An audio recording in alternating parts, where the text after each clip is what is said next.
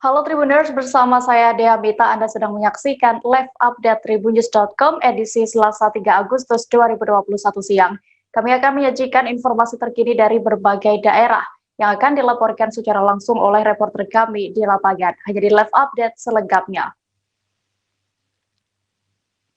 Kita menuju ke kabar pertama, Tribuners. Dewan Pengawas Komisi Pemberantasan Korupsi (KPK) menggelar sidang dugaan pelanggaran etik Wakil Ketua KPK Lili Pintauli Siregar pada hari ini Selasa 3 Agustus secara tertutup. Sebelumnya Lili dilaporkan oleh dua penyidik KPK yakni Novel Baswedan dan Rizka Anungnata serta mantan Direktur Pembinaan Jaringan Kerja Antar Komisi dan Instansi. Dugaan pelanggaran etik Lili yakni terkait komunikasi dengan Wali Kota Nonaktif Tanjung Balai Muhammad Syahrial. Komunikasi berkaitan dengan penyelisikan kasus dugaan jual beli jabatan di pemerintah Kota Tanjung Balai, Sumatera Utara.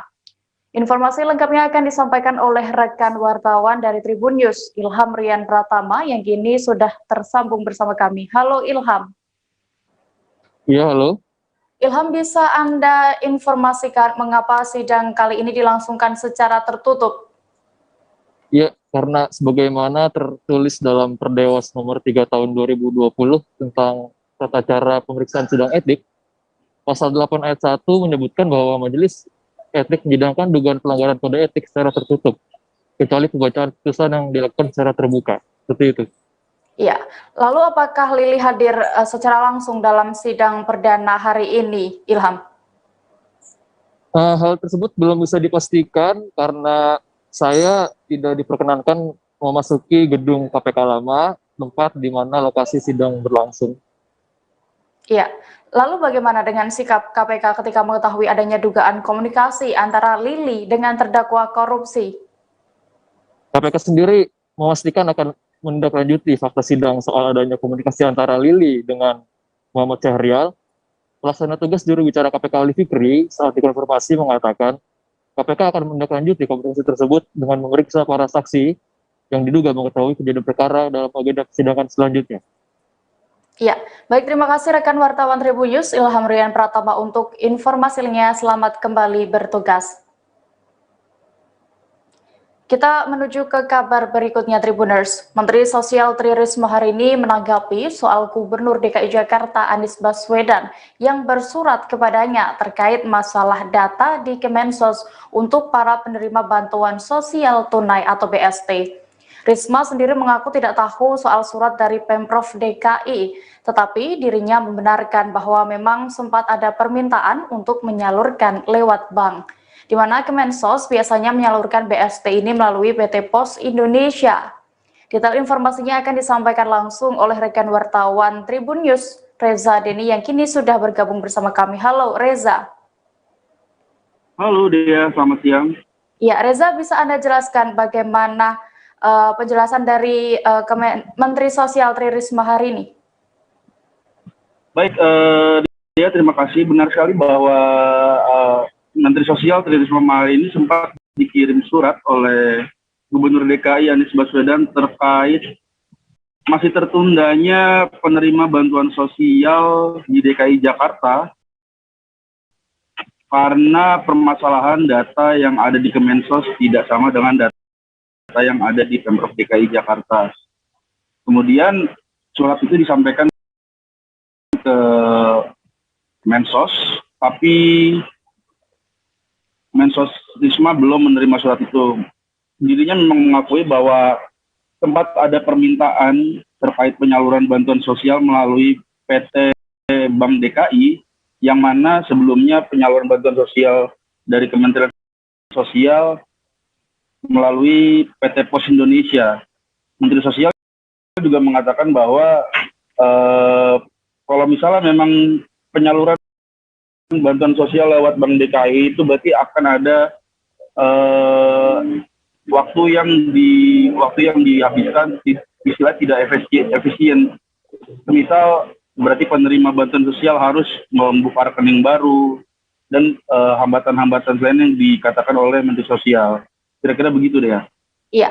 Lalu Reza, apakah ada informasi berapa jumlah penerima bansos ini seharusnya yang harus belum bisa menerima karena masalah data ini. Baik ya, dari informasi yang kami dapat melalui Kepala Dinas Sosial DKI Jakarta, Premi Lasari, bahwa ada sebanyak 99.450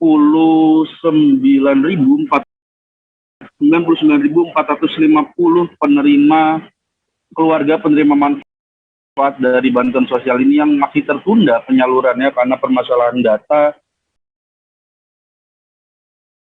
yang ada di Kemensos maupun ada di Pemprov DKI Jakarta. Sementara itu total dari penerima manfaat dari bantuan sosial ini ada sekitar 1.700.000. Itu berarti baru tersalurkan sebanyak 907.000 bantuan sosial yang sudah disalurkan di DKI Jakarta. 99.000 ini masih tertunda hingga sampai saat ini, dan maka itulah Premi Kadinsos DKI Jakarta mengatakan bahwa Anies akhirnya bersurat ke Kemensos untuk menyelesaikan masalah ini. Begitu dia. Iya, Reza. Lalu apakah sudah ada informasi terkait apa yang akan dilakukan Mensos Risma untuk menangani permasalahan ini? Baik, Dea, terima kasih. Untuk langkah-langkah terkait permasalahan data ini, Risma memang sudah menyiapkan langkahnya. Di antaranya ini perbaikan data yang memang sudah diumumkan oleh Risma semenjak dia ditunjuk sebagai Menteri Sosial. Ada beberapa daerah yang dicontohkannya untuk memperbaiki data, di antaranya Papua. Sementara untuk DKI Jakarta, dia perbaikan datanya masih sekitar 40%, artinya masih masih di bawah 50%. Hingga pada akhirnya Risma sendiri menginstruksikan beberapa staf di Kementerian Sosial yang mengurusi soal bantuan sosial untuk berkolaborasi setidaknya untuk memperbaiki data penerima manfaat dari bantuan sosial ini. Sehingga diharapkan permasalahan data ini ke depannya tidak akan terjadi dan penerima yang memang seharusnya layak menerima bantuan sosial ini bisa menerima tepat waktu dan tidak tertunda-tunda lagi.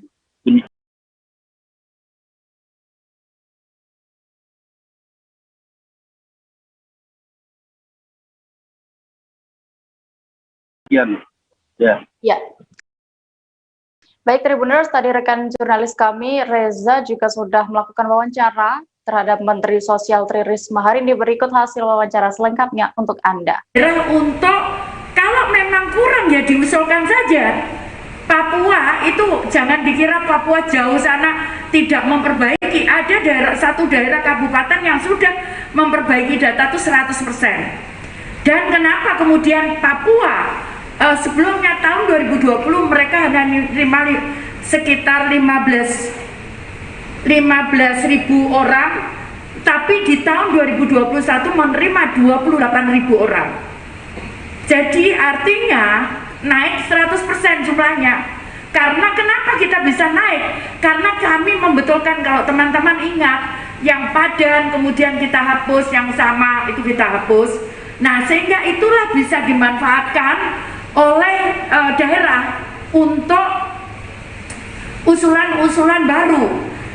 Saya tidak tahu persis yang surat yang dimaksud dari Jakarta, tapi yang jelas bahwa kemarin memang ada permintaan untuk menyalurkan lewat bank. Kemudian kita rapatkan, ternyata Bank DKI, kalau nggak salah minggu yang lalu atau 2 minggu yang lalu ya,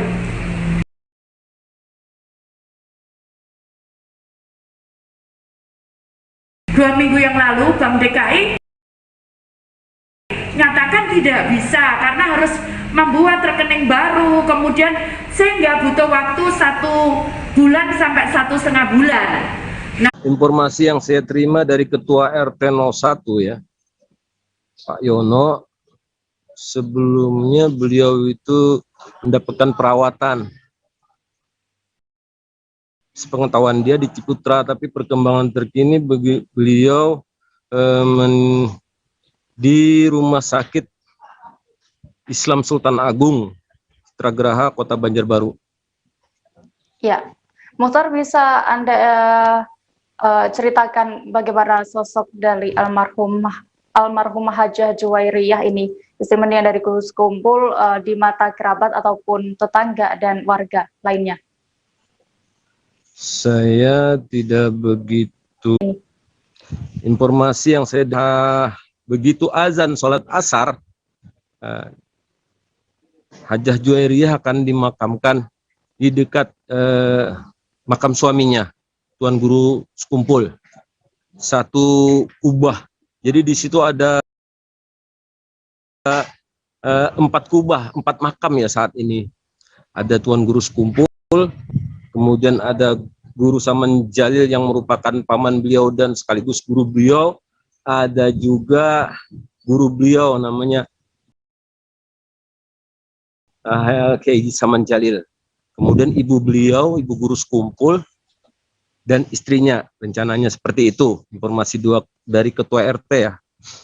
Ya, baik Muhtar, Tribuners, tadi rekan jurnalis kami juga sudah melakukan wawancara bersama Kasih Pengadilan dan Operasional pada Dinas Perhubungan Kabupaten Banjar, Herman Santosa. Berikut wawancara selengkapnya untuk Anda.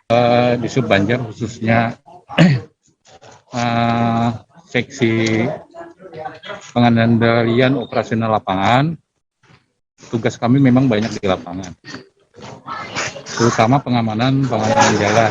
Kalau hari biasa kami mengamankan misalnya di muka Pemda, di muka Sekumpul, di muka DPR sampai Darussalam. Tapi karena ada berhubung COVID, kita khawatir sementara kita hentikan dulu. Kalau Sekumpul kita rutin Pak, karena di sini macet terus. Betul. Terutama di Gang Redo ya. Tugas kami juga kalau ada haul, kalau ada kegiatan-kegiatan masyarakat kami akan hadir. Kalau haul Sekumpul ini kita tiap tahun. Apalagi contohnya seperti hari ini, kita jam 7 sudah siap di lapangan. Kita mengadakan pengamanan di lapangan.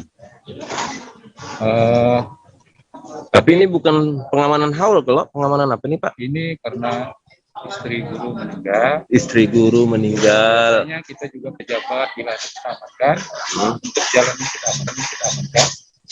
Karena sudah tokoh yang meninggal, jadi biasanya pasti kita gabung dengan polisi, tentara, Satpol PP. Itu sudah biasa. Kita ketik masing-masing, kalau Satpol PP mungkin di dalam, kita di lapangan. Jadi kita lebih banyak di lapangan, titik-titik yang kita amankan, misalnya simpang tempat kumpul pasti kita amankan, kita sama-sama dengan atas biasanya. Hari ini ulun lihat ada penutupan jalan umum ditutup, terutama di sini di depan Gang Mahabbah. Kemudian sampai itu ulun lihat perempatan Jalan Guntung Alaban sebelah kiri, arah kiri Guntung. Tribuners, kami akan kembali seusai jeda sejenak. Tetaplah di live update. Oke, apa kabar Bang Arif di sini untuk strateginya? Kalau saya sendiri di Gimik 37 ini yang semalam baru mulai, saya udah pasti. Sebenarnya aku nggak ngerasa itu penangkapan atau penggerebegan atau apapun itu, karena gini loh, posisinya aku kriteria. Jadi kita mengenal disebut dengan stroke yang tidak berdarah dengan stroke yang berdarah. Stroke yang tidak berdarah itu biasanya ditandai dengan adanya penyumbatan. Kalau itu penyumbatan di sini mungkin pikirnya tidak ke situ kali ya, tapi kalau di Korea atau di Kamboja itu ada beberapa paper yang saya itu Mas, ya dulunya tukang koran.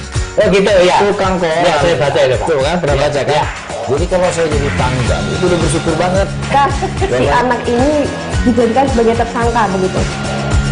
Ya kalau ini kita bicara yang di luar kasus Sidoarjo ya. Dengan nama hujan shower, di mana terdapat batas jelas antara daerah hujan dan tidak hujan yang biasanya terjadi pada fase awal mature stage atau tahap berbahaya itu Kang. Jadi mulai artinya terjadinya perlempekan. Nah itu untuk penetrasi akan sulit gitu ya.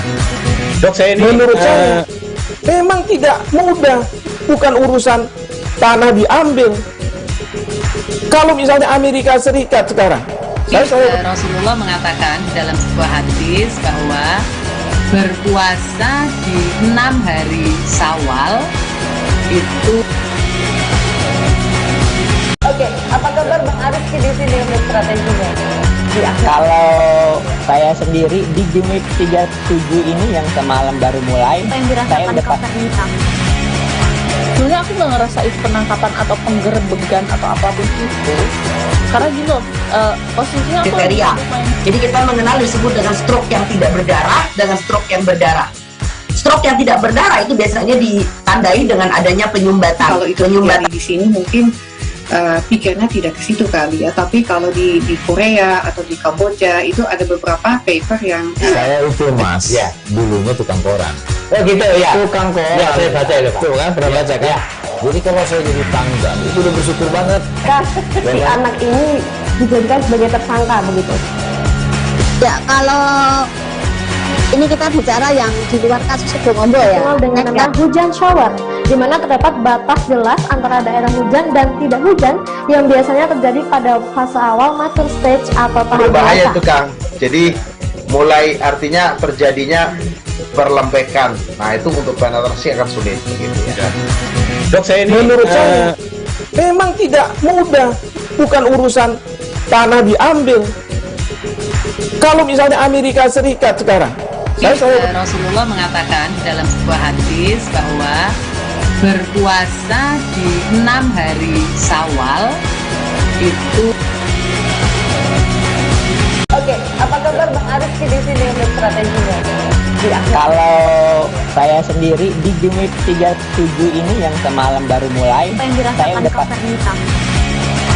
Sebenarnya aku nggak ngerasa itu penangkapan atau penggerebegan atau apapun itu, karena gini loh, posisinya aku kriteria. Jadi kita mengenal disebut dengan stroke yang tidak berdarah dengan stroke yang berdarah. Stroke yang tidak berdarah itu biasanya ditandai dengan adanya penyumbatan. Kalau itu penyumbatan di sini mungkin pikirnya tidak ke situ kali ya, tapi kalau di Korea atau di Kamboja itu ada beberapa paper yang saya itu mas, ya dulunya tukang koran. Oh gitu ya, tukang koran. Ya saya baca itu pak. Tuh kan pernah baca kan? Ya. Jadi kalau saya jadi tanggal itu udah bersyukur banget. Si anak ini dijadikan sebagai tersangka begitu. Ya kalau ini kita bicara yang di luar kasus Sibolombo ya. Dikenal dengan nama hujan shower, di mana terdapat batas jelas antara daerah hujan dan tidak hujan yang biasanya terjadi pada fase awal mature stage atau tahap berbahaya dewasa. itu Kang. Jadi mulai artinya terjadinya perlempekan. Nah itu untuk penetrasi akan sulit begitu ya. Dok saya ini menurut saya memang tidak mudah, bukan urusan tanah diambil. Kalau misalnya Amerika Serikat sekarang, Rasulullah mengatakan dalam sebuah hadis bahwa berpuasa di 6 hari Syawal itu. Oke, apa kabar Bang Arif di sini untuk strateginya? Kalau saya sendiri di Game Week 37 ini yang semalam baru mulai, saya udah pasti. Sebenarnya aku nggak ngerasa itu penangkapan atau penggerebegan atau apapun itu, karena gini loh, posisinya aku kriteria. Jadi kita mengenal disebut dengan stroke yang tidak berdarah dengan stroke yang berdarah. Stroke yang tidak berdarah itu biasanya ditandai dengan adanya penyumbatan. Kalau itu penyumbatan di sini mungkin pikirnya tidak ke situ kali ya, tapi kalau di Korea atau di Kamboja itu ada beberapa paper yang saya itu mas, ya dulunya tukang koran. Oh gitu ya, tukang koran. Ya saya baca itu pak. Tuh kan pernah baca kan? Ya. Jadi kalau saya jadi tanggal itu udah bersyukur banget. Si anak ini dijadikan sebagai tersangka begitu. Ya kalau ini kita bicara yang di luar kasus Sibolombo ya. Dikenal dengan nama hujan shower, di mana terdapat batas jelas antara daerah hujan dan tidak hujan yang biasanya terjadi pada fase awal mature stage atau tahap berbahaya dewasa. itu Kang. Jadi mulai artinya terjadinya perlempekan. Nah itu untuk penetrasi akan sulit begitu ya. Dok saya ini menurut Tribuners, terima kasih Anda masih menyaksikan live update tribunnews.com. Kita menuju ke kabar berikutnya, datang dari Jakarta. Panglima Komando Daerah Militer Jayakarta atau Pangdam Jaya Majen TNI Mulyo Aji dan Gubernur DKI Jakarta Anies Baswedan meresmikan sentra vaksinasi Serviam di Sekolah Santa Ursula, Jakarta Pusat pada hari ini Selasa 3 Agustus. Anies Baswedan menjelaskan sentra vaksinasi Serviam ini menyediakan layanan vaksin COVID-19 menggunakan mobil jenis VW. Menurutnya, hal tersebut merupakan inovasi untuk menarik perhatian masyarakat, sehingga yang ingin mendapatkan vaksin COVID-19. Anies mengusulkan layanan mobile tersebut beroperasi hingga malam hari. Untuk mengetahui informasi lebih lengkapnya, sudah bergabung bersama kami rekan wartawan Tribun Jakarta, Muhammad Rizky Hidayat yang akan menyampaikan laporan. Halo Rizky. Baik, Dea. Ya Rizky, bisa Anda jelaskan apa yang selanjutnya dilakukan dari sentra vaksin Serviam ini? Baik, Dea. Meneruskan laporan yang tadi dia sampaikan, setelah peresmian vaksinasi sentra Serviam itu dilaksanakan, dua dari 8 mobil yang menyediakan layanan vaksin telah dikerahkan menuju beberapa sekolah di Jakarta Pusat, dan target dari satu mobil yang menyediakan layanan vaksinasi tersebut yakni 100 hingga 150 vaksinasi COVID-19. Begitu dia. Ya, lalu Rizky, saat tadi peresmian disaksikan siapa saja, pejabat siapa saja yang mendatangi peresmian kali ini? Berdasarkan pantauan saya di lokasi, turut hadir pula Menteri Pemberdayaan Perempuan dan Perlindungan Anak atau PPPPA, yakni Bintang Puspayoga, dan juga Wakil Menteri Kesehatan Bapak Dante, dan juga dihadiri oleh Wakil Wali Kota Jakarta Pusat Bapak Irwandi, dan juga beberapa aparat seperti Pangdam Jaya dan juga Kapolsek Sawah Besar. Seperti itu, Dea. Ya, lalu bagaimana dengan respon para pejabat yang hadir setelah sentra vaksinasi ini diresmikan, Rizky? Senada dengan Gubernur DKI Jakarta Anies Rashid Baswedan, sejumlah pejabat lainnya mengapresiasi kegiatan tersebut karena melakukan inovasi dalam memancing perhatian warga atau masyarakat Jakarta Pusat untuk mau melakukan vaksinasi COVID-19 tersebut. Seperti itu, Dea. Ya, baik. Terima kasih Rizky dan Tribuners. Tadi juga sempat ada penjelasan oleh Gubernur DKI Jakarta Anies Baswedan. Berikut liputan selengkapnya untuk Anda. Jadi begini, ketentuan tentang pembukaan aktivitas itu mengikuti ketentuan ada di dalam kebijakan PPKM. Nah, kita di Jakarta menambahkan harus sudah memiliki vaksinasi. Jadi prinsip untuk mencegah penularan 5M itu harus taati. Tapi ada aktivitas yang menjaga jarak itu sulit. Saya beri contoh, potong rambut. Bisa nggak potong rambut jarak jauh? Nggak bisa. Virtual nggak mungkin. Apakah potong rambut boleh beroperasi? Menurut ketentuan boleh. Tapi tambahkan persyaratan. Yang memotong rambut harus sudah vaksin. Yang datang ke tempat potong rambut juga harus sudah vaksin. Jadi jangan diartikan kalau sudah vaksin 2 kali lalu bebas bepergian kemana saja. Jadi protokol kesehatan harus tetap diikuti. Jadi saya ingin garis bawahi, di Jakarta ada kewajiban untuk menggunakan vaksinasi. Kenapa ya? Untuk perlindungan kita. Gitu ya. Pak Anies, tapi kalau untuk mekanisme pengawasannya seperti apa Pak yang wajib vaksin? Ini sudah beberapa program wajib vaksin kan beberapa waktu lalu juga diterapkan di warung makan Pak, tapi itu sistem pengawasannya seperti apa Pak? Apa ada yang memeriksa? Ya, jadi betul. Ada semua yang sudah vaksin akan mendapatkan SMS dari Peduli Lindungi, akan mendapatkan surat bukti vaksin, itu dibawa, itu ditunjukkan. Pengelola bertanggung jawab bahwa semua yang berada di premisnya, baik itu karyawan maupun tamu harus sudah tervaksin. Kalau tidak, maka pengelolanya yang akan kena sanksi. Baik, dia tidak boleh mengizinkan orang yang belum vaksin untuk masuk karena itu berisiko. Dari DKI Jakarta, kita beralih ke Kota Solo. Kabar duka datang dari dunia batik Kota Solo, Jawa Tengah. Pendiri sekaligus pemilu Haji Santosa Dullah tutup usia pada Senin 2 Agustus 2021 kemarin. Salah satu pendiri Yayasan Pendidikan Al-Azhar Syifa Budi Solo itu meninggal dunia di Rumah Sakit Indriati Solo Baru. Santosa Dullah Informasi lengkapnya akan disampaikan oleh rekan wartawan dari Tribun Batam, Argian. Ini sudah Halo? Ya, Argianto, bisa Anda... Halo? Iya, Argianto bisa mendengar saya? Ya, Dea. Ya, Argianto, bisa Anda ceritakan bagaimana mulanya atau sejak kapan Bupati Anambas ini terkena COVID-19? Oke, terima kasih, Dea. Pada tanggal 31 Juli, tim gugus COVID-19 Kabupaten Anambas menetapkan Bupati Anambas Abdul Haris terpapar COVID-19. Untuk sebabnya sendiri belum diketahui bagaimana Bupati tersebut bisa terpapar COVID-19. Gitu deh ya. Ya, lalu sejak kapan Bupati Abdul Haris ini dirujuk ke Batam dan apa alasannya harus dirujuk ke sana? Oke, terima kasih. Untuk pada Senin dini hari, tepatnya pukul 2 pagi, dari Pulau Anambas, dari Pulau Tarempa, Bupati Abdul Haris dievakuasi ke Batam menggunakan MV Cinta Indomas.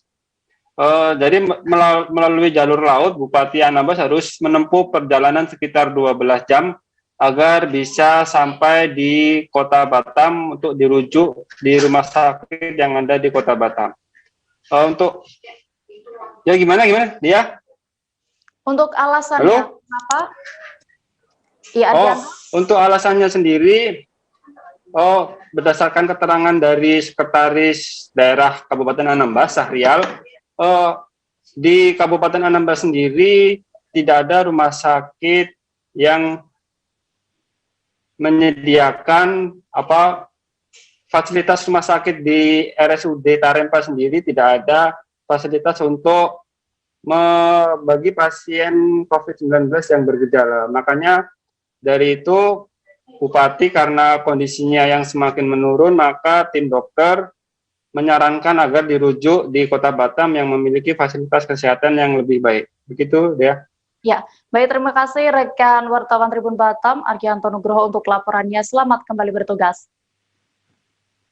Kabar berikutnya datang dari Bogor, Jawa Barat. Sebanyak 5.000 orang mengikuti vaksinasi massal dosis pertama dengan jenis vaksin AstraZeneca di Stadion Pakansari Cibinong, Kabupaten Bogor hari ini Selasa 3 Agustus. Pantauan tribunnews.bogor.com, pelaksanaan vaksinasi massal ini dilaksanakan melalui sejumlah tahapan, di mana peserta vaksin harus mengisi formulir hingga dicek kondisi kesehatan terkini. Tidak hanya itu, guna mengantisipasi penumpukan warga, pelaksanaan vaksinasi massal ini dibagi ke beberapa titik. Detail informasinya akan disampaikan langsung oleh rekan wartawan kami dari Tribun News Bogor, Yudhistira, yang kini sudah bergabung bersama kami. Halo Yudhistira. Ya, selamat siang Dea. Ya, Yudhistira, bisa Anda ceritakan bagaimana proses jalannya vaksinasi massal di Stadion Pakansari Bogor hari ini? Baik Dea, dapat saya sampaikan bahwa hari ini, tepatnya hari Selasa, 3 Agustus 2021, telah dilaksanakan vaksinasi massal terhadap 5.000 warga yang ber-EKTP Kabupaten Bogor, di mana memang dalam pelaksanaan vaksinasi massal kali ini, petugas ataupun relawan mampu melakukan ataupun menggelar vaksinasi dengan tertib, di mana memang peserta diarahkan dengan beberapa titik, di mana peserta diarahkan di lantai dasar dan juga di tribun penonton. Dan diketahui juga dalam vaksinasi massal kali ini, peserta memang dianjurkan ataupun dilakukan pemeriksaan terlebih dahulu dan juga dianjurkan membawa kelengkapan dokumen. Seperti itu, Dea. Iya. Lalu Yudhistira, apakah benar jenis vaksin yang diberikan kepada warga yang melakukan vaksinasi hari ini adalah vaksin AstraZeneca? Ya, berbeda dengan vaksinasi sebelumnya, memang pelaksanaan vaksinasi di Kabupaten Bogor ini, tepatnya di Stadion Pakansari, peserta vaksin itu diberikan dosis vaksin AstraZeneca, di mana peserta harus mengikuti vaksinasi dengan dosis yang sebelumnya ataupun dosis yang sama apabila masyarakat telah melakukan vaksin di tahap pertama yang lalu, Dea, begitu. Ya, lalu bisa Anda jelaskan apa saja rangkaian tahapan yang harus dipenuhi peserta vaksin kali ini? Ya, beberapa tahapan yang harus dipenuhi oleh peserta vaksin, diantaranya memang membawa sejumlah dokumen yang dipersiapkan, dan juga memang peserta vaksin terlebih dahulu harus melakukan beragam macam persiapan ataupun pemeriksaan begitu, mulai dari kesehatan tubuhnya hingga nanti akhirnya proses suntik vaksin dilakukan. Dan juga masyarakat juga menyambut antusias terhadap vaksinasi massal kali ini guna meminimalisir tingkat paparan COVID yang terjadi pada saat ini, begitu dia. Ya, baik, terima kasih rekan wartawan Tribun News Bogor Yudhistira untuk laporannya. Selamat kembali bertugas. Tribuners, kami akan kembali seusai jeda, tetaplah di live update. Oke, apa kabar Bang Arief di sini untuk strateginya? Kalau saya sendiri di Game Week 37 ini yang semalam baru mulai, saya udah pasti. Sebenarnya aku nggak ngerasa itu penangkapan atau penggerbegan atau apapun itu, karena gini loh, posisinya aku kriteria. Jadi kita mengenal disebut dengan stroke yang tidak berdarah dengan stroke yang berdarah. Stroke yang tidak berdarah itu biasanya ditandai dengan adanya penyumbatan. Kalau itu terjadi di sini mungkin pikirnya tidak ke situ kali ya, tapi kalau di Korea atau di Kamboja itu ada beberapa paper yang saya itu Mas, ya dulunya tukang koran. Oh gitu ya, tukang koran. Ya saya baca itu Pak. Tuh kan pernah baca kan? Ya. Jadi kalau saya jadi tangga itu udah bersyukur banget. Si anak ini dijadikan sebagai tersangka begitu. Ya, kalau ini kita bicara yang di luar kasus Sebongombo ya. Dengan nama hujan shower, di mana terdapat batas jelas antara daerah hujan dan tidak hujan yang biasanya terjadi pada fase awal mature stage atau tahap bahaya tuh Kang. Jadi mulai artinya terjadinya perlembekan. Nah itu untuk penetrasi akan sulit gitu ya. Dok, saya ini menurut saya memang tidak mudah, bukan urusan tanah diambil. Kalau misalnya Amerika Serikat sekarang, Rasulullah mengatakan dalam sebuah hadis bahwa berpuasa di 6 hari Syawal itu. Oke, apa kabar Bang Arief di sini untuk strateginya? Kalau saya sendiri di Game Week 37 ini yang semalam baru mulai, saya udah pasti. Sebenarnya aku nggak ngerasa itu penangkapan atau penggerbegan atau apapun itu, karena gini loh, posisinya aku kriteria. Jadi kita mengenal disebut dengan stroke yang tidak berdarah dengan stroke yang berdarah. Stroke yang tidak berdarah itu biasanya ditandai dengan adanya penyumbatan. Kalau itu terjadi di sini mungkin pikirnya tidak ke situ kali ya, tapi kalau di Korea atau di Kamboja itu ada beberapa. Terima kasih Anda masih menyaksikan live update tribunnews.com. Kita menuju ke kabar berikutnya, Tribuners. Ternak kerbau dan sapi milik warga ditemukan mati mendadak di sejumlah desa Kecamatan Singkil dan Kecamatan Singgil Utara, Aceh. Sepanjang sepekan terakhir diperkirakan sudah puluhan ekor ternak warga yang mati. Kondisi itu membuat masyarakat kebingungan untuk menguburkan ternak itu lantaran tubuhnya yang besar. Bangkai hewan itu pun dibiarkan bergelimpangan dan akhirnya membusuk dimakan belatung. Untuk mengetahui informasi lengkapnya sudah bergabung bersama kami rekan wartawan Serambi Indonesia, Dede Rosadi yang akan menyampaikan laporan. Halo Dede. Ya, Dede bisa Anda ceritakan sebenarnya sejak kapan kematian massal ternak-ternak milik warga ini terjadi di sana? Menurut informasi dari pemilik ternak maupun dari Dinas Peternakan bahwa kerbau dan sapi ini matinya sekitar sepekan yang lalu. Pertamanya warga, karena di Aceh Singkil ini umumnya membiarkan ternaknya itu bergembala, kemudian seminggu atau 2 minggu baru dilihat. Nah, pas saat melihat itulah warga mengetahui bahwa ternaknya sudah mati, demikian. Ya, Dede. Lalu apakah sudah ada penanganan dari pemerintah kabupaten setempat? Informasi yang saya terima tadi dari Kepala Dinas Tanaman Pangan, Hortikultura dan Peternakan Kabupaten Aceh Singkil, mereka fokus penanganan untuk ternak ini kepada hewan-hewan yang belum mati dengan memberikan suntikan antibiotik. Sementara yang sudah mati sejauh ini belum ada solusi yang ditawarkan oleh Dinas Tanaman Pangan, Hortikultura dan Peternakan. Namun tadi Kepala Dinas menyarankan agar para pemilik ternak memisahkan antara ternak yang sudah mati dengan ternak-ternak yang masih hidup. Iya. Apakah sudah ada informasi terkait jenis penyakit yang menyerang para ternak itu? Kebetulan tadi saya juga ngobrol dengan tim kesehatan hewan Dinas Tanaman Pangan, Hortikultura dan Peternakan. Hasil diagnosa mereka bahwa penyakit ini namanya penyakit ngorok atau dalam bahasa kehewanan disebut SE. Demikian. Iya.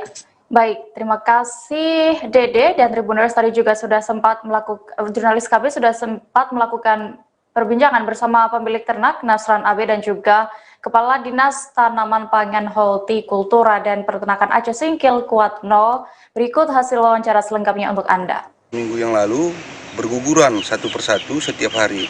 Lebih kurang mungkin kalau digabungkan semuanya ada mungkin lebih kurang 50 ekor kerbaunya. Sementara lembu atau sapi itu ada 18 ekor yang milik saya yang sudah dimati seperti begini, ada yang dipotong 2 ekor yang masih bisa dimanfaatkan. Itu yang besar apa yang kecil yang bermati? Pada umumnya yang besar, umur 2 tahun ke atas. Itu setelah dibelah apa tanda-tandanya di empedu sapi itu membesar. Besar seperti tidak normalnya. Habis itu perutnya itu seperti matang. Mungkin apakah kepanasan, saya juga tidak terlampau paham makanan itu. Oke, sejauh ini udah ada laporan ke Dinas Peternakan atau? Melalui surat belum, tapi melalui lisan sudah disampaikan. Responnya? Responnya belum ada. Yang kita khawatirkan ini akan menjadi wabah penyakit. Mungkin kalau seandainya biarkan, kami tidak sanggup lagi untuk menguburkan, itu sudah kelelahan. Karena sistem kami menguburkan kemarin, kami potong yang dekat-dekat dengan kandang itu, bagi 4 kami korek tanah untuk kami kuburkan. Udah kewalahan karena banyak yang mati. Udah kewalahan sekali. Kurang lebih ya 7 hari atau seminggu ya. Dan berdasarkan data yang sudah kami peroleh dari lapangan, itu kurang lebih kerbau mati yang mendadak sifatnya itu 80 ekor. Ya diperkirakan berdasarkan laporan kesehatan dan cek dalam pelaksanaan itu rata-rata penyakitnya pada ngorok. Istilah kita ngorok kalau bahasa kampungnya kan, kalau istilah ilmiahnya SE. Jadi namun demikian ya kami tetap berusaha bagaimana petani itu jangan sempat nanti menyebar luas, ya kita mengadakan antibiotik. Itu yang belum hari ini kita antibiotik terus ke desa-desa untuk pencegahan supaya jangan nanti menular. Itu bisa kami kerjakan. Ya, untuk antibiotik sendiri penyuntikan itu kan katanya kewalahan. Nah, bagaimana himbauan kepada para pemilik ternak? Nah, pada pemilik ternaknya kami himbau supaya mereka jangan kerbaunya atau lembunya dilepas, masukkan ke kombong supaya kami pada waktu penyuntikan tidak tergendala. Karena yang kita suntik ini bukan manusia, ternak. Kadang mau nyepak dia itu, secara nggak langsung menyepak. Dan anggota saya memang udah disepak, tapi itu risiko kami namanya bekerja kan, tetap kami kerjakan. Dari Aceh Singkil kita beralih ke Kalimantan Timur. Tribuners, belakangan viral di media sosial terkait kemunculan orang utan di areal kebun sebuah perusahaan sawit di Kecamatan Talisayan, Kabupaten Berau, Provinsi Kalimantan Timur. Tim Wildlife Rescue Unit yang diturunkan SKW 1 Berau, BKSDA Kaltim bersama Center for Orangutan Protection melakukan penyisiran di sekitar lokasi. Pihak BKSDA menyebut jenis orangutan yang dilihat pekerja beberapa hari lalu merupakan jenis orangutan Kalimantan. Jika orangutan itu ditemukan, nantinya akan dilakukan evakuasi ke pusat rehabilitasi orangutan di Kabupaten Berau. Hal ini untuk menjaga agar satwa endemik Kalimantan itu tetap terjaga dan tetap lestari. Untuk informasi lebih detailnya sudah bergabung bersama kami rekan wartawan dari Tribun Kaltim, Renata Andini yang akan memberikan laporan. Halo Renata. Halo rekan Dea di studio, selamat siang. Ya, Renata, bisa Anda ceritakan bagaimana penanganan yang dilakukan oleh tim kantor seksi konservasi wilayah 1 Berau ini, oleh juga BKSDA Kaltim ya? untuk proses pencarian orang utan yang sempat muncul itu? Oke, terima kasih rekan Dea, bahwa memang sebelumnya tersebar video viral di media sosial yang seorang karyawan perusahaan merekam adanya seekor orangutan yang masuk di daerah sawit, perkebunan sawit. Lalu setelah kita konfirmasi dengan karyawan tersebut, pihaknya juga dalam 10 tahun terakhir ini baru menemukan kejadian ini. Setelahnya mereka menghubungi pihak BKSDA dan BKSDA Kaltim, Seksi Konservasi Wilayah 1 Berau. Denny Mardiono, Kepala BKSDA, menurunkan langsung tim Wildlife Rescue Unit bersama dengan Center for Orangutan Protection untuk mencari, dan sudah dilakukan sejak Senin kemarin. Hingga siang ini juga belum ada informasi lebih lanjut terkait penemuan orangutan tersebut. Berarti hingga saat ini orangutan yang sempat muncul itu belum ditemukan, ya Renata? Ya, benar sekali, bahwa seperti yang saya katakan tadi, bahwa proses pencarian masih berlangsung mengikuti jejak yang ada, tapi hingga saat ini masih nihil, dan pihak perusahaan sawit juga ikut melakukan pencarian tersebut. Ya, apabila nanti orangutan itu sudah ditemukan, apa yang akan dilakukan oleh tim gabungan yang mencari orangutan itu? Jika nantinya orangutan ini akan ditemukan, maka BKSDA tentunya bersama dengan salah satu pusat rehabilitasi di Berau akan mengevakuasi terlebih dahulu, dan kemudian akan masuk ke dalam proses rehab, karena mereka juga mengira bahwa tidak hanya satu saja orangutan yang ada di sekitar areal sawit tersebut. Lalu pihaknya memang sudah memilih salah satu pusat rehabilitasi, dan seperti sebelumnya tadi saya bilang bahwa satwa ini memang harus direhab untuk menjaga kelestarian. Dan pihak perusahaan juga sudah mengetahui skema dari penyelamatan pihak orangutan ini. Tapi jika memang tidak ditemukan hingga sore nanti, pihak dari BKSDA bersama tim lainnya harus kembali dan meminta pantauan dari pihak perusahaan. Ya, baik, terima kasih rekan jurnalis Tribun Kaltim Renata Andini untuk informasinya. Selamat kembali bertugas. Kita beralih ke kabar berikutnya, Tribuners. 4 orang perempuan warga negara asing asal Myanmar Rohingya ditemukan di pantai Pasir Putih, Desa Putri 9, Kecamatan Rupat Utara, Kabupaten Bengkalis, Provinsi Riau. Kepala Kantor Imigrasi dan Kelas 2 TPI Bengkalis, Dimasi Pramudito, mengatakan keempat warga negara asing ini merupakan pengungsi Rohingya dari kamp pengungsian yang berada di Medan. Mereka diduga akan diselundupkan melalui perairan Bengkalis menuju Malaysia. Menghindari kemungkinan mereka kabur lagi, Imigrasi Bengkalis pun menyita alat komunikasi berupa handphone milik para pengungsi ini. Informasi lengkapnya akan disampaikan oleh rekan wartawan dari Tribun Pekanbaru, M. Natsir, yang kini sudah tersambung bersama kami. Halo, Natsir. Ya, halo Dea. Selamat siang. Natsir, bisa Anda ceritakan bagaimana kronologi tepatnya terdamparnya 4 perempuan Rohingya di Bengkalis?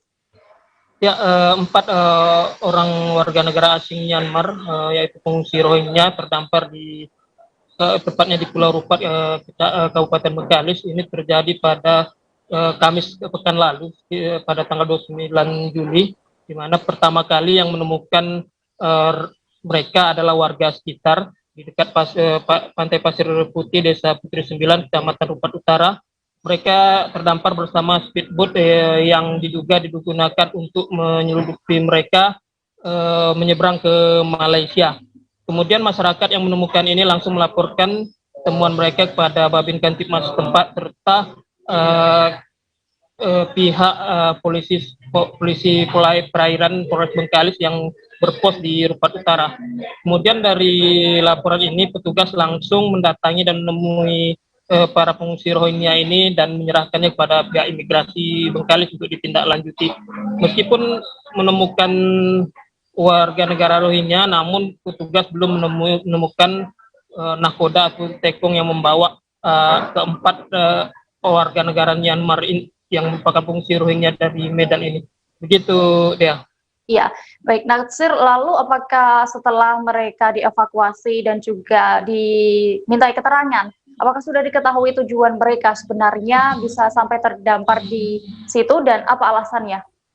Ya, mereka dari hasil pemeriksaan pihak imigrasi, keempat warga negara Myanmar ini berencana akan diseberangkan ke Malaysia dengan tujuan ingin bertemu suaminya yang sudah berada lebih dahulu di Malaysia. Mereka dijemput oleh penyeludup yang dipesan oleh suaminya dari Malaysia dan diseludupkan melalui perairan Bengkalis. Begitu deh.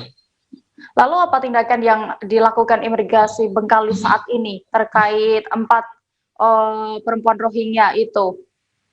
Ya, 4 orang warga Rohingya ini saat ini sementara diungsikan dulu di tempat Balai Pelatihan Kerja Pemerintah Bengkalis untuk sementara, dan pihak imigrasi Bengkalis juga telah berkoordinasi dengan Dirjen Imigrasi serta pihak kamp pengungsian yang ada di Medan. Mereka rencananya akan dikembalikan oleh imigrasi ke kamp pengungsian ini. Untuk sementara sejumlah alat komunikasi mereka disita oleh pihak imigrasi karena ditakutkan mereka akan berkomunikasi dengan keluarganya yang di Malaysia ataupun dengan penyeludup dan akan ditakutkan diambil kembali, diseludupkan kembali. Begitu dia. Ya, Natsir, lalu apakah hal seperti ini, upaya penyeludupan orang dari Bengkalis ke Malaysia ini memang sering terjadi di sana? Ya, untuk kejadian penyeludupan orang Rohingya ini sudah terjadi pada sepanjang setahun terakhir ini 2 kali. Sebelumnya Polres Bengkalis Imigrasi juga berhasil mengamankan pada Desember akhir tahun lalu warga Rohingya sebanyak sekitar 14 orang, di mana waktu itu juga berhasil mengamankan tekong ataupun nakoda dan ABK kapal, dan mereka sedang menjalani proses hukum. Waktu penyeludupan 14 orang ini merupakan warga pengungsi Rohingya yang berkem di Lok Semawe, Aceh. Gitu dia. Iya, dan Tribuners, tadi rekan jurnalis kami Natsir juga sudah berhasil meminta keterangan dari Kasih Intelijen dan Penindakan Kantor Imigrasi Bengkalis. Joni Tunggul berikut liputan selengkapnya untuk Anda. Ini kita 4 warga negara asing ini kita cek setiap hari, Bang, ya? Betul, kita periksa setiap hari, setiap sore, malam juga. Kita lihat kesehatannya, apakah mereka sudah makan juga, apakah pakaiannya diganti setiap hari, yang pasti sehat. Jadi kita juga memberikan penjagaan kepada mereka agar mereka tidak terhubung dulu dengan orang luar. Dikhawatirkan nanti ada yang membawa mereka keluar lagi. Gitu. Gimana kondisinya, Bang, hari ini? Kondisinya seperti yang mungkin abang-abang sudah lihat. Mungkin sebagian dari mereka masih kebanyakan melamun karena tujuan sebenarnya mereka kan ke Malaysia, malah terhenti di jalan karena ada beberapa famili, keluarga ataupun mungkin suami ada di Malaysia. Jadi saat ini mereka ya pasrah saja mungkin. Terus untuk penjagaan supaya tak kabur seperti apa, Pak? Ini di BLK ini kita koordinasi dengan dinas sosial, ada dinas perindak kan ada yang menjaga BLK ini. Kemudian kita juga ada koordinasi sama polisi. Suatu kalau misalnya mereka kesini, ya mereka juga monitor dan mungkin secara intensif kami, Bang. Terus 4 orang ini apakah termasuk kategori imigran berat atau gimana statusnya? Jadi keempat pengungsi ini kan sudah jelas dia memiliki kartu UNHCR. Jadi artinya mereka adalah pencari suaka. Ini dengan dan ditangani oleh IOM, UNHCR. Jadi kita pun juga mengatakan mereka ini korban, Bang. Kami akan kembali selesai jeda sejenak, Tribuners, tetaplah di live update. Oke, apa kabar Bang Arief di sini untuk strateginya? Kalau saya sendiri di Jumip 37 ini yang semalam baru mulai, saya udah sebenarnya aku nggak ngerasa itu penangkapan atau penggerbegan atau apapun itu, karena gini loh, posisinya aku kriteria. Jadi kita mengenal disebut dengan stroke yang tidak berdarah dengan stroke yang berdarah. Stroke yang tidak berdarah itu biasanya ditandai dengan adanya penyumbatan. Kalau itu terjadi di sini mungkin pikirnya tidak ke situ kali ya, tapi kalau di Korea atau di Kamboja itu ada beberapa paper yang saya itu Mas, ya dulunya tukang koran. Oh gitu ya. Tukang koran. Ya saya baca ya Pak. Tuh kan, pernah baca kan? Ya. Jadi kalau saya jadi tangga itu udah bersyukur banget. Si anak ini dijadikan sebagai tersangka begitu.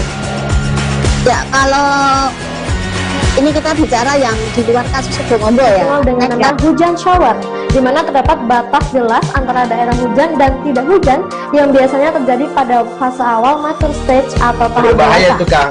Jadi mulai artinya terjadinya perlembekan. Nah itu untuk penetrasi akan sulit gitu ya. Dok, saya ini menurut saya memang tidak mudah, bukan urusan tanah diambil. Kalau misalnya Amerika Serikat sekarang, Rasulullah mengatakan dalam sebuah hadis bahwa Tribuners, Anda masih menyaksikan live update tribunnews.com. Kita kembali ke kabar berikutnya dari Nusa Tenggara Timur. Warga desa Wolosambi, Kecamatan Lio Timur, Kabupaten ND dihebohkan dengan penemuan mayat di Kali Jati Panda. Sejumlah warga setempat yang berhasil mengevakuasi ternyata mengenali sosok mayat tersebut, yakni beridentitas Maria Toja berusia 58 tahun. Warga menduga Maria meninggal dunia akibat terseret banjir. Menurut warga, Kali Jati Panda memang meluap dan arusnya deras akibat hujan lebat dalam beberapa hari terakhir. Detail informasinya akan disampaikan langsung oleh rekan wartawan kami dari Pos Kupang, Oris Goti, yang kini sudah bergabung bersama kami. Halo Oris. Halo Dea. Ya Oris, bisa Anda informasikan apakah sudah ada kepastian bahwa korban meninggal ini memang benar karena terseret arus air sungai banjir? Ya Dea, baru saja saya mengkonfirmasi Kapolsek Lio Timur, Ibda Mahmud Dirang. Dia mengatakan bahwa sudah dipastikan berdasarkan hasil penelusuran personilnya di lapangan bahwa korban meninggal dunia Martina Toja disebabkan karena terseret arus Kali Jati Panda. Nah, perlu saya laporkan bahwa Kali Jati Panda selama ini dikenal kali yang tidak memiliki arus yang deras. Namun dalam 2 terakhir ini arus di Kali Jati Panda berubah menjadi deras dan sempat meluap akibat hujan deras yang terjadi sejak Sabtu 31 Juli 2021. Namun sampai saat ini juga pihak kepolisian belum bisa menemukan alasan kenapa sampai korban pergi ke sungai. Nah, dia juga menerangkan bahwa korban selama ini dilaporkan mengalami gangguan jiwa. Sekian dia. Ya, Oris. Lalu bisa Anda ceritakan bagaimana awal mulanya atau kronologi lengkapnya penemuan korban ini? Ya, korban pertama kali dilihat oleh salah satu warga yang baru saja pulang berkebun. Nama warga tersebut Elfridus Wuno. Nah, ketika melihat korban terseret arus, tampak bahwa korban tidak bergerak atau berteriak minta tolong. Nah, Elfridus lalu bersama beberapa rekannya berinisiatif untuk mengevakuasi korban sambil berteriak agar warga sekitar ikut membantu. Nah, mereka sempat kesulitan untuk evakuasi korban akibat arus yang cukup deras. Lalu berkat gotong royong, mereka bergandengan tangan untuk bisa sampai ke lokasi di mana Martina Toja berada, sehingga akhirnya Martina Toja berhasil evakuasi, namun didapati dalam kondisi yang sudah tidak bernyawa. Sekian dia. Iya, informasi yang didapatkan memang beberapa hari terakhir hujan lebat mengguyur daerah itu dan juga arus sungai itu menjadi deras. Lalu apakah ada korban dan juga kerusakan lain akibat banjir ini, Oris? Ya, untuk korban meninggal dunia yang saya peroleh baru 1, yakni Martina Toja. Untuk korban fisik lainnya ada beberapa ruas jalan yang tertimbun longsor dan dilalui banjir sehingga akses transportasi untuk sementara terputus. Lalu ada 2 gereja ambruk, ada sekolah di SMK N7 itu juga ambruk. Beberapa ruas jalan kabupaten juga di wilayah Lio Timur juga mengalami kerusakan yang parah sehingga membuat akses transportasi putus untuk sementara. Sekian dia. Ya. Lalu terkait musibah ini, apakah sudah ada penanganan dari pihak terkait dan juga pemerintah setempat, Oris?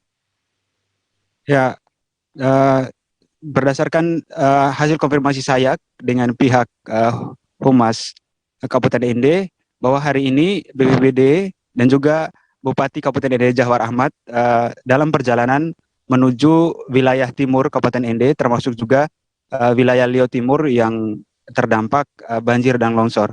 Nah, belum diketahui secara pasti apakah sudah ada penanganan berupa alat berat yang sudah turun ke sana, belum didapatkan informasi detail. Namun dari berdasarkan informasi dari Camat dan maupun Kapolsek, mereka sedang dalam perjalanan untuk memantau langsung kondisi di sana dan melakukan penanganan. Sekian dia. Ya, baik, terima kasih rekan wartawan Oris Goti yang melaporkan langsung dari Kabupaten ND Nusa Tenggara Timur. Selamat kembali bertugas.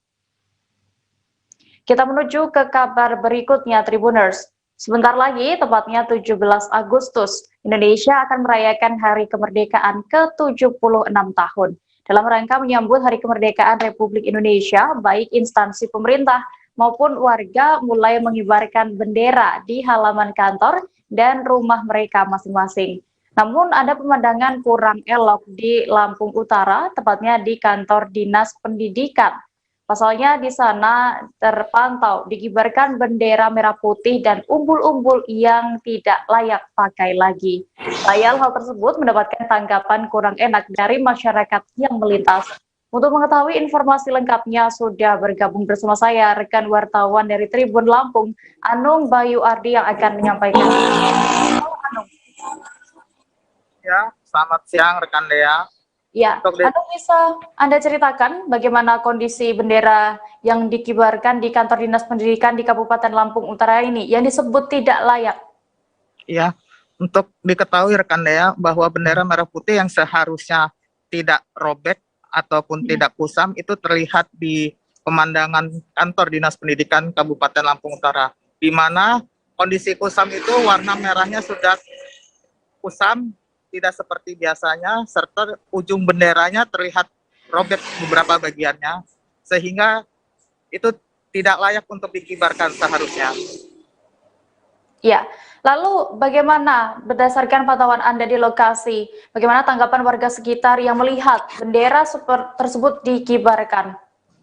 Ya, rekan Dea, menurut masyarakat setempat, hal ini sungguh miris dikarenakan saat ini apakah dinas setempat tidak memikirkannya atau tidak sempat mengganti bendera tersebut sehingga dapat kembali dikibarkan bendera yang tidak layak tersebut di kantor setempat yang notabene-nya harus memberikan contoh kepada masyarakat, khususnya pemuda-pemudi, untuk mengingatkan bahwa bendera adalah lambang negara kita.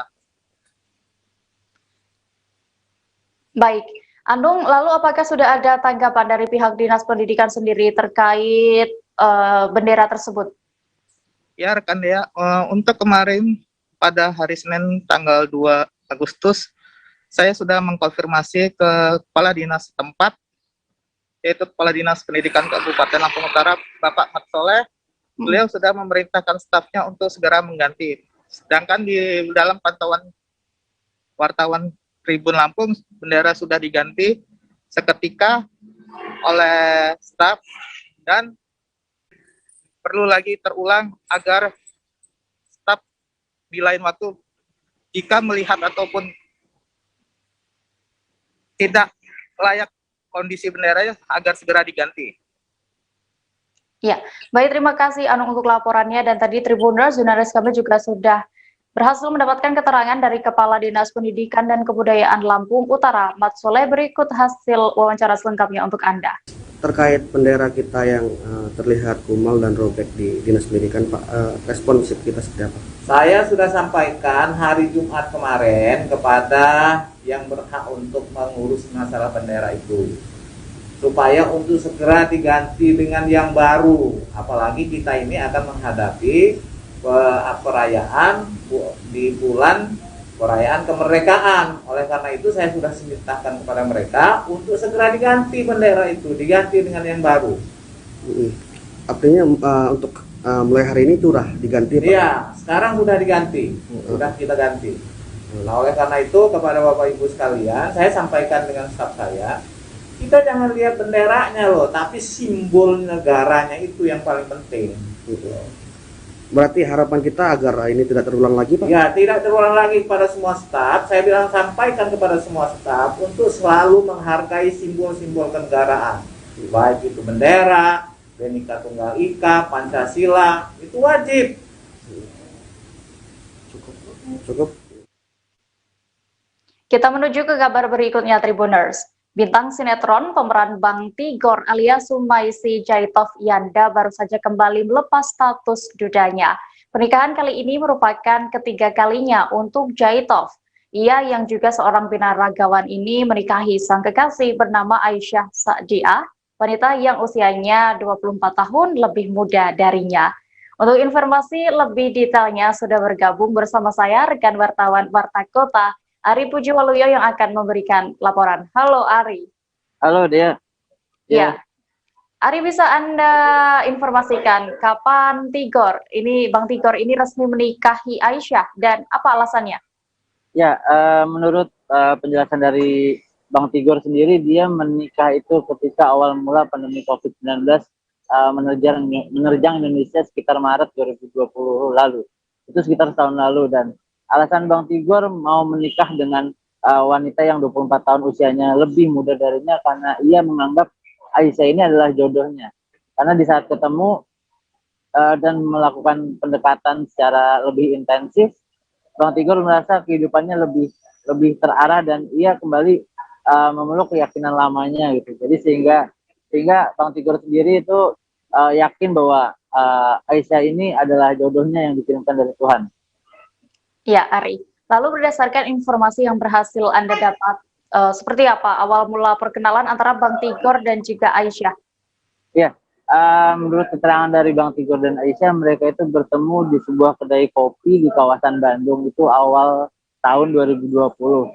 Nah, ketika bertemu mereka sedang bersama teman-temannya, dan akhirnya karena Bang Tigor menilai ada ketertarikan terhadap Aisyah ini, maka dia memberanikan diri untuk kenalan. Tapi Bang Tigor merasa Aisyah ini adalah penggemarnya karena Aisyah ini sangat antusias ketika diajak berkenalan dengan Bang Tigor.